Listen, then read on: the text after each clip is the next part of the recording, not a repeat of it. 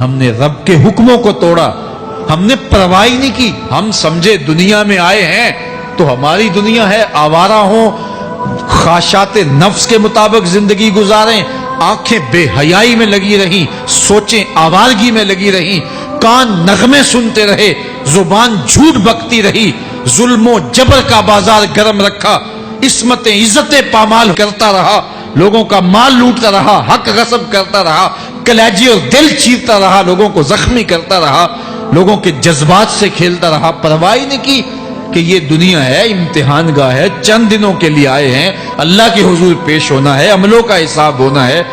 اب جب وہ دیکھیں گے کہ ہمارے ساتھ کیا ہونے والا ہے تو ان کے چہرے پہلے بگڑ جائیں گے. کیوں؟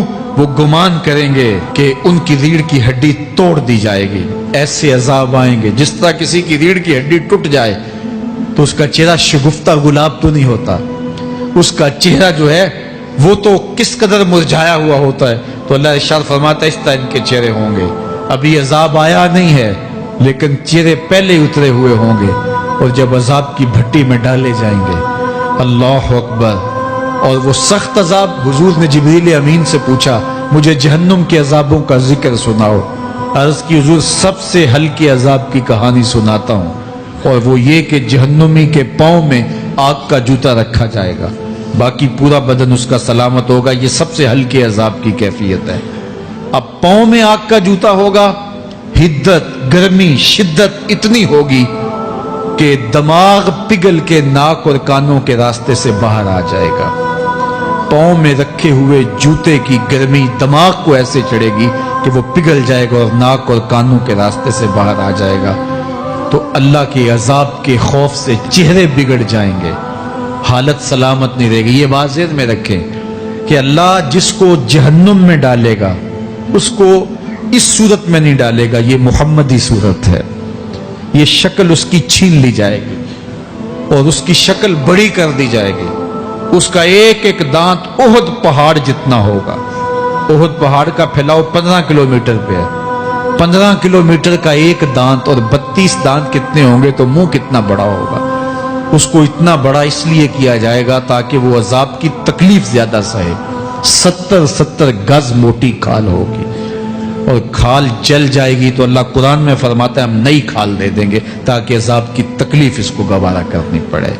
پھر چیخے گا، چلائے گا، ہائے مجھے پانی دو، پانی دو، پیاس کی شدت ہے.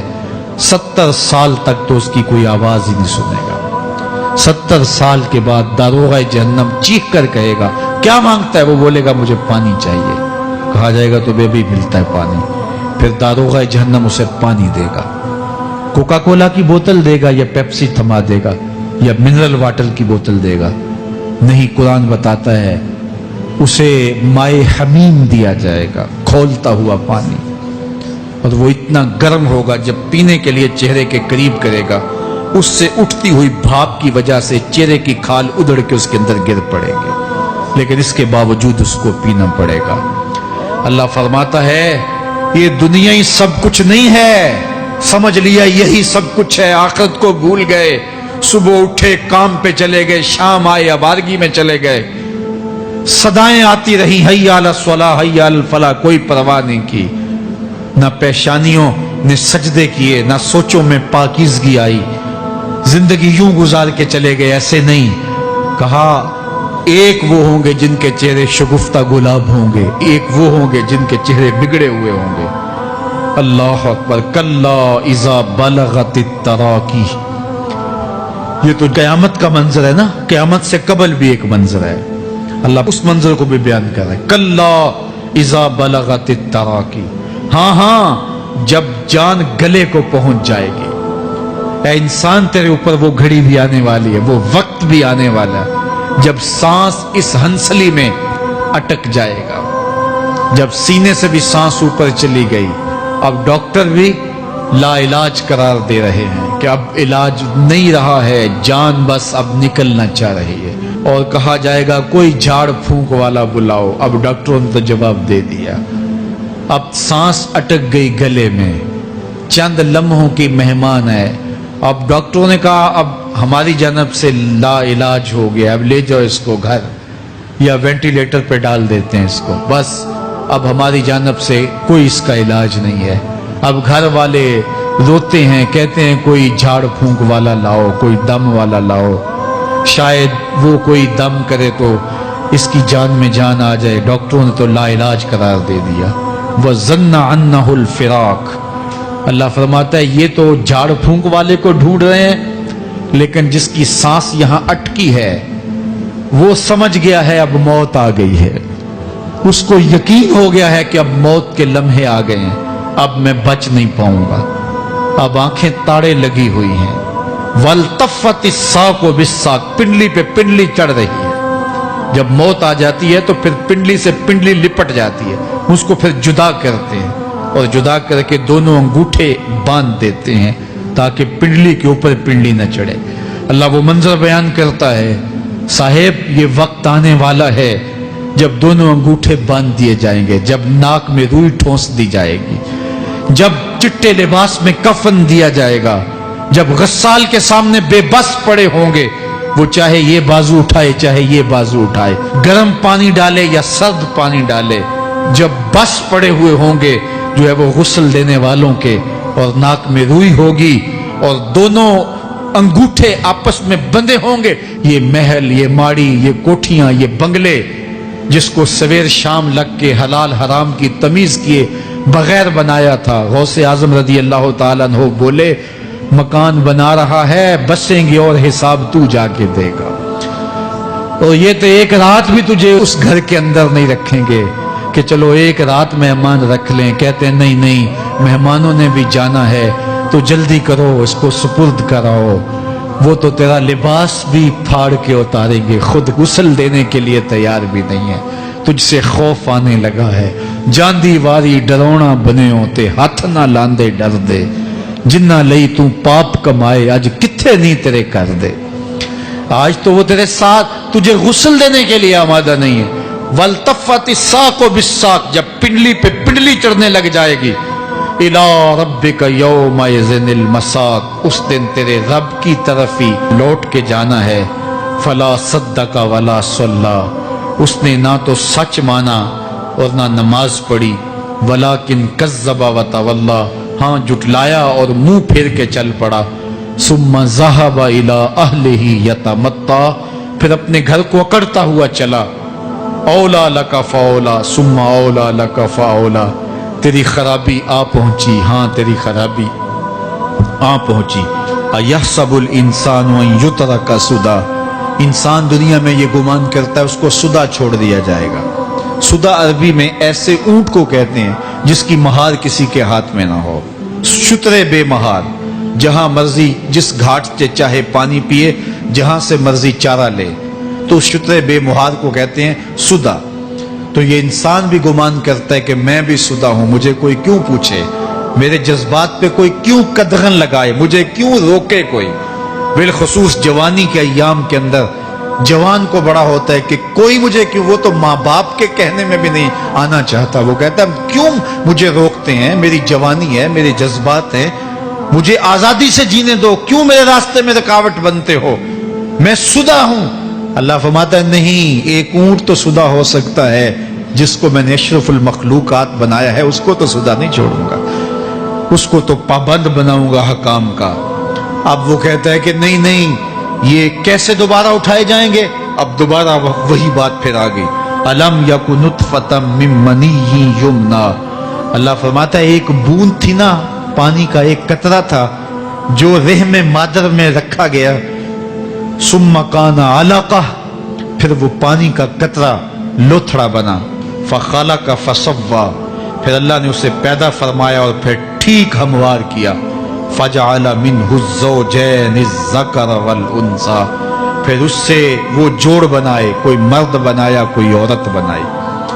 کہا اب غور کر, اب تیری آنکھیں دیکھتی ہیں, بجلیاں چمکتی ہیں, تیری زبان کا طوطی بولتا ہے, لوگ اشش کرتے ہیں تیری گفتگو پہ, تیری گفتار پہ صدقے جاتے ہیں, تیرے لہجے کے جمال کو دیکھتے ہیں, تیرے سینے کا زور, تیرے پنجوں کی طاقت, تیری دماغ کی تیزیاں اور تیری سوچوں کے اجالے, تیری زوردار ٹانگیں, تیرے کڑیل بازو اور تیری چوڑی چھاتی اور تیرے گلاب کی پتیوں جیسے ہونٹ، اے انسان یہ سب کچھ کہاں تراشا گیا؟ ماں کے رحم میں، اس تاریکی میں جو 3 پردوں میں تھی، تیرا سر تیرے گھٹنوں میں تھا، اور تیرے رب نے وہاں تیرے اندر نسوانیت یا رجولیت کی صلاحیتیں پیدا کی، تیری آنکھوں میں چمک پیدا کی، تیرے کانوں میں نغمے بکھیرے، تیری زبان کے پٹھوں پہ قوت ذائقہ رکھی،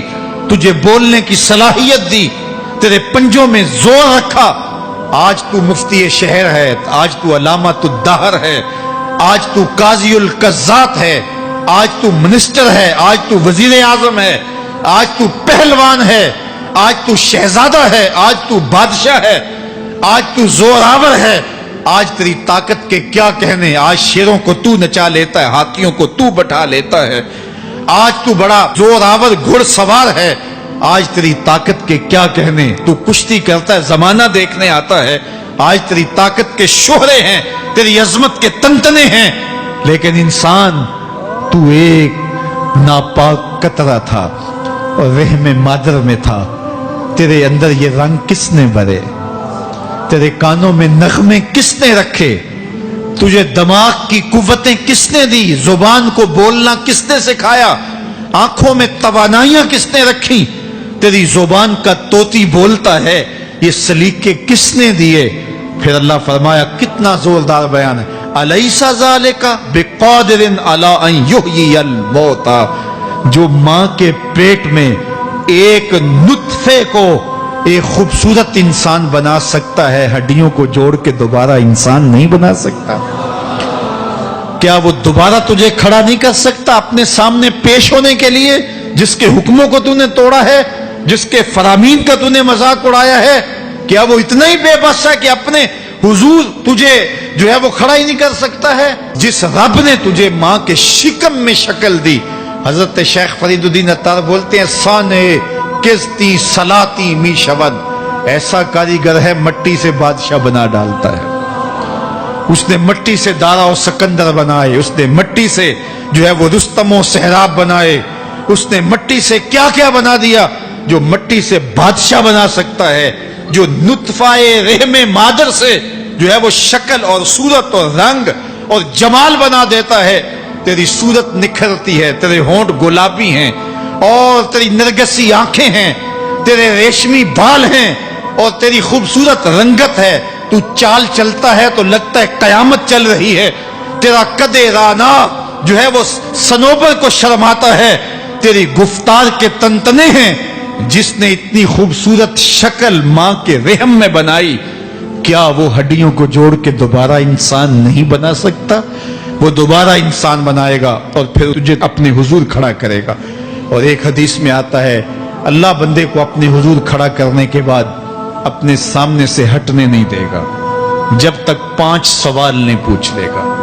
ان عمرہ ہی فیما افنا ہو، اس کی عمر کے بارے میں پوچھے گا، کہاں ضائع کی؟ میں نے تجھے زندگی دی، 60 سال 70 سال 40 سال 50 سال، اس زندگی کو کہاں گزار کے آیا ہے؟